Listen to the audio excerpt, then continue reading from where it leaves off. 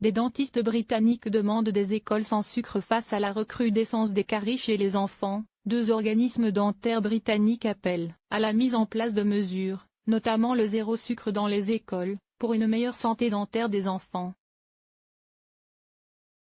Dans un nouveau rapport, la faculté de chirurgie dentaire britannique déplore que la carie dentaire demeure la première cause d'admission à l'hôpital des enfants de 5 à 9 ans, au cours de ces 3 dernières années.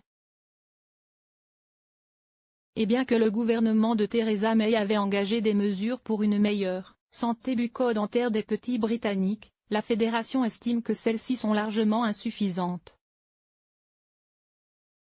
Il est extrêmement préoccupant que les taux de carie dentaire chez les enfants en Angleterre restent si élevés, en particulier si l'on considère qu'elle est presque totalement évitable, par des étapes simples, comme le brossage des dents 2 fois par jour, avec un dentifrice au fluor approprié, le fait de consulter régulièrement un dentiste et de réduire sa consommation de sucre, a souligné le Pr Michael Escudier, doyen de la faculté de chirurgie dentaire du Collège royal de chirurgie d'Angleterre.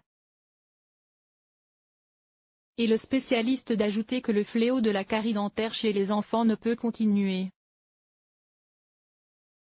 Pour la faculté dentaire, il n'y a pas 36 solutions pour limiter l'apparition de caries chez l'enfant. Il faut encourager les écoles à se passer de sucre durant et en dehors des repas.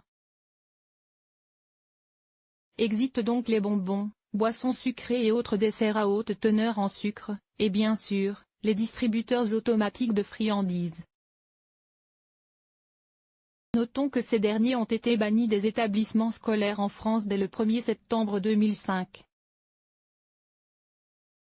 Les dentistes aimeraient également que toutes les écoles du pays mettent en place des programmes de brossage des dents supervisés, pour apprendre aux enfants à bien se laver les dents. Certaines régions du Royaume-Uni comme l'Écosse et le Pays de Galles ont déjà mis en place de tels enseignements. La faculté de chirurgie dentaire estime en outre qu'il serait bon de limiter la publicité et les promotions des produits à haute teneur en sucre, et de réduire la teneur en sucre des aliments industriels pour bébés.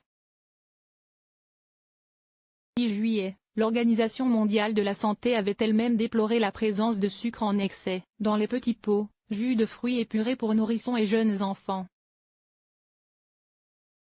Un ajout de sucre qui, en plus d'augmenter le risque de caries, peut donner goût aux aliments sucrés.